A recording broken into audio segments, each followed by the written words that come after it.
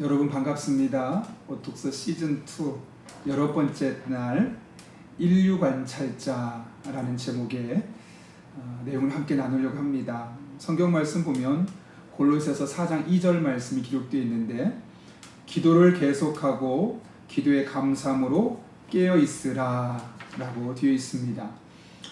깨어있다 라는 말이 사실 우리에게는 좀 피부에 와닿진 않는데, 성경에서 깨어있다 라는 말을 쓸 때는 보통 파수꾼을 염두에 두고 하는 말입니다.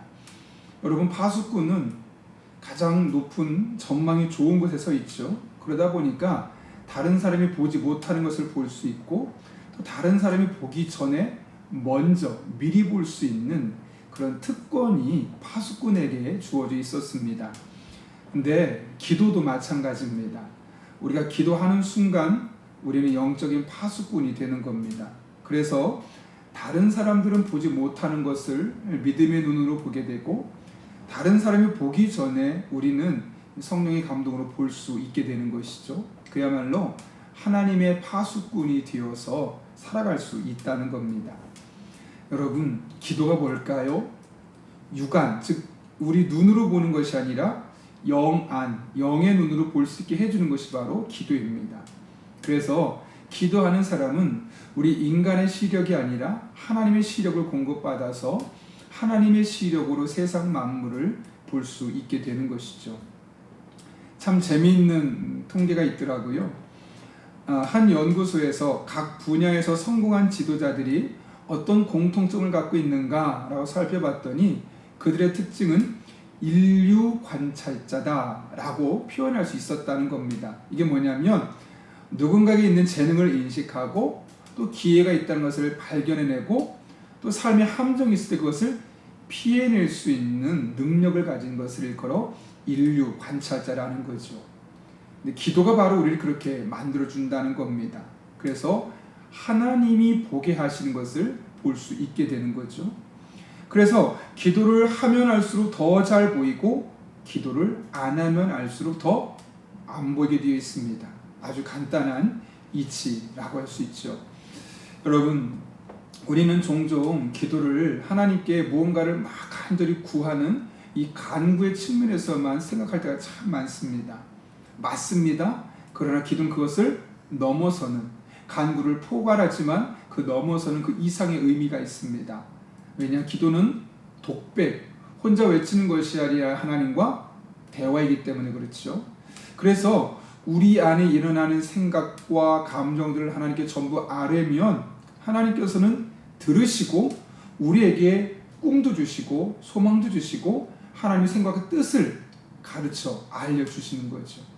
그런 의미에서 기도는 독백이나 외침이나 간구를 넘어서는 하나님과의 대화입니다. 나는 하나님께 아뢰고 하나님은 내게 알게 해주시고, 이 책의 저자는 그 부분을 일컬어서 육감이라는 말로 표현하더라고요. 우리가 볼 수 있는 오감, 이 5개의 감각을 넘어서는 6번째 영적인 감각이란 말이죠. 여기 그럼 그 육감은 어떻게 우리가 가질 수 있게 되느냐? 100쪽에 보게 되면 이렇게 돼 있어요. 성령은 우리 인식 한계성을 보완해서 오감으로 인식할 수 없는 것들을 인식하게끔 도와주신다. 이게 무슨 말일까요? 우리가 기도할 때 성령께서 함께 하셔서 우리 인간의 오감으로는 깨달을 수 없고 인식할 수 없는 것들을 성령의 감동을 통해서 알게 해주신 것이, 그것을 일컬어 육감이라고 표현하고 있는 것이죠. 그러다 보면 다른 사람은 보이지 않는 것, 볼 수 없는 것을 우리는 믿음으로 보게 되고, 또 들리지 않는 것도 듣게 되고, 그럴 수 있는 겁니다. 그래서 우리는 육감을 개발해야 합니다. 그걸 다른 말로 하면 성령 충만을 사모하고 성령 충만한 가운데 기도할 때 그 기도가 우리의 영적인 감각을 훨씬 더 발전시켜 준다는 거죠. 이게 재미있는 이야기가 있어요. 아이가 태어났을 때는 우리 정상 성인의 약 40분의 1 정도밖에 시력이 안 된다 그래요. 그런데 시간이 점점 흐르면서 약 4개월쯤 되면 나름대로 세상이 넓어지고 좀 또렷하게 볼 수 있게 되는 거죠. 그러다 6개월이 되면 아기 때 시력의 5배나 좋아진다는 거죠. 그렇게 점점 시력이 발달하게 되어 있습니다. 마찬가지입니다. 우리의 영적인 눈도 그런 발전이 필요하고 개발이 필요합니다. 그리고 이런 영적인 육감을 개발하는 가장 강력한 도구가 바로 기도라는 것이죠. 기도하면 할수록 성령으로 충만해지고 성령 충만하면 할수록 하나님의 마음을 헤아리게 되고 그렇게 성령 충만이 우리 안에 계속 이어지게 될 때 우린 여섯 번째 감각인 육감을 갖게 되고 그로 말미암아 하나님의 더 깊은 뜻을 깨닫게 되는 겁니다. 그래서 우리들은 늘 기도할 게 있습니다. 우리 안에 이 영적인 안목이 열려질 수 있게 해달라고. 그러면요 하나님이 보이기 시작해요.